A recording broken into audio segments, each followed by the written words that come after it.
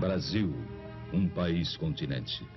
47%, quase a metade de toda a América do Sul. Um gigantesco país cujos pontos extremos, norte e sul e leste e oeste, distam mais de 4.000 quilômetros nos dois sentidos. Um país difícil, que em seu imenso território poderia colocar lado a lado toda a Europa, menos a União Soviética, a América Central, o Japão, a Tailândia, Israel, e ainda sobraria espaço. Este é o Brasil cuja história começamos agora a rememorar. Foi este país gigante, este Brasil de dimensões continentais, o cenário dos fatos que vamos iniciar neste momento. E que começamos a recordar na imagem de jovens que ainda eram crianças quando tudo aconteceu, ou de crianças que nem sequer haviam nascido quando tudo se passou. Dos que não puderam viver as experiências daquela época. E assim, a eles, aos jovens, aos que não viviam ainda, dedicamos principalmente este programa. Bem como a todos aqueles que aos poucos foram esquecendo os dramáticos instantes de 11 anos atrás. Quando o Brasil era outro, era o Brasil de ontem. Uma nação no momento histórico de uma gravíssima opção. E voltemos, portanto, um pouco ao passado. Sem ódios nem rancores, apenas para comparar. Foi há muito pouco tempo, apenas 11 anos. E o Brasil sofria uma de suas piores crises. Greves sobre greves, ameaça de guerra civil, caos quase incontrolável, deterioração econômica e financeira, indisciplina invadindo os quartéis, inflação galopante, forçando para o alto, praticamente a cada semana, os preços de tudo. Foram momentos terríveis.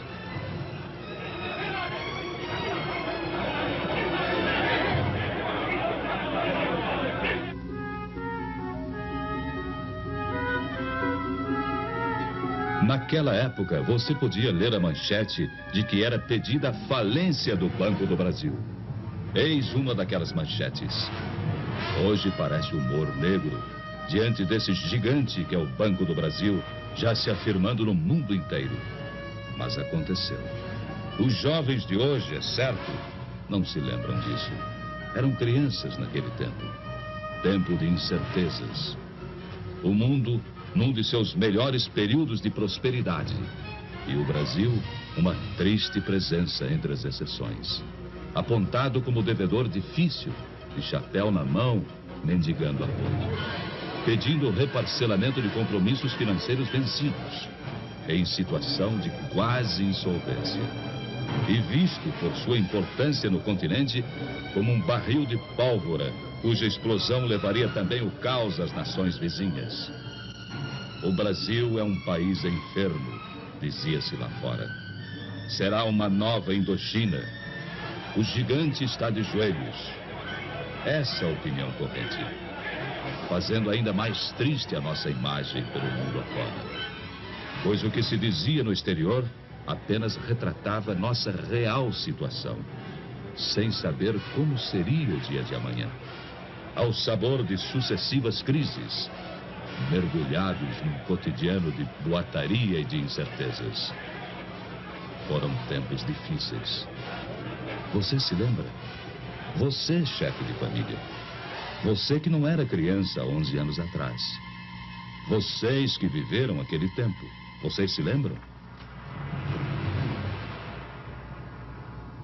Ultimatos ao Congresso. Agitações de rua, insegurança, ameaças aos jornais, agravamento da crise econômica e financeira. Já então, total descontrole inflacionário. E tamanha desorganização, tamanho caos, em tudo deixava sua marca. A produção se desarticulava. Faltavam os gêneros de primeira necessidade. Pedíamos de joelhos aos credores que esperassem por nós. Havia greves ao menor pretexto, filas para tudo.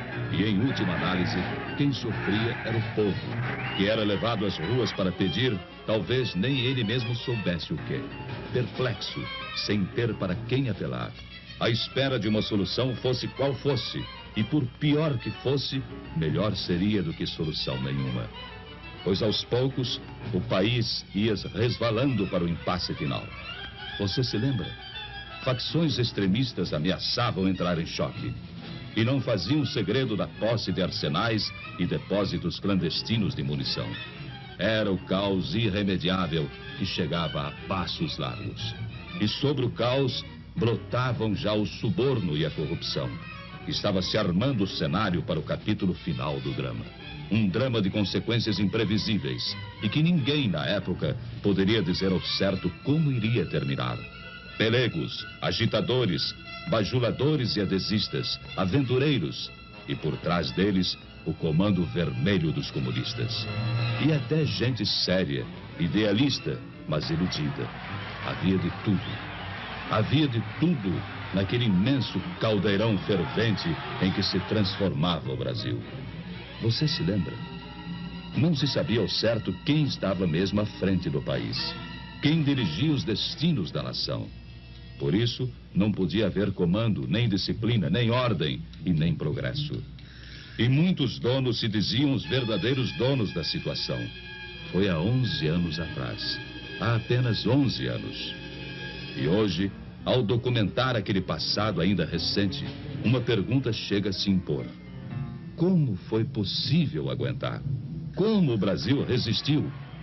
Pense nisso. Você gostaria de voltar àqueles tempos? De experimentar as mesmas angústias? De sentir as mesmas incertezas e inseguranças? De voltar ao Brasil de ontem? De ler as mesmas manchetes e ver os mesmos espetáculos? A resposta fica com a consciência de cada um. Com a responsabilidade que todos têm diante de si mesmos e diante de todos os demais brasileiros. Março 1964. O drama brasileiro chegava ao auge. A indisciplina e a desordem acabaram por entrar nos quartéis. Desmoronava o princípio da hierarquia. E então via-se o país ameaçado de perder seu último ponto de apoio efetivo na manutenção da ordem pública. Dali em diante, nada mais que o caos absoluto, a desordem total, a violência sem freios nem medidas. E a todos se evidenciou que o Brasil caminhava para o pior. Caminhava para a guerra civil de consequências imprevisíveis. Foi há apenas 11 anos atrás. O peso do medo e da angústia já era insuportável. Falava-se em matar, em fuzilar, em destruir. A união de pelegos e comunistas afiava suas armas. E tudo indicava que nos próximos dias, ou nas próximas horas, brasileiros se lançariam contra brasileiros. No norte, no nordeste, no sul, nas cidades, no campo, em toda parte. Você se lembra? Era o Brasil de ontem. O Brasil de 11 anos atrás.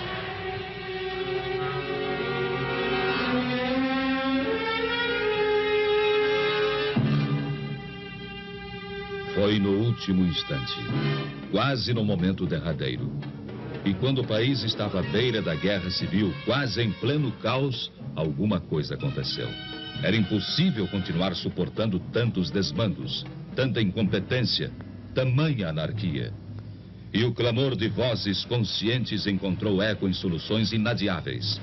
E as Forças Armadas, elas próprias, mais do que ameaçadas, foram chamadas, praticamente intimadas, a cumprir a missão que o momento lhes impunha. Restabelecendo a ordem e livrando o país dos trapos vermelhos que ameaçavam sufocá-lo.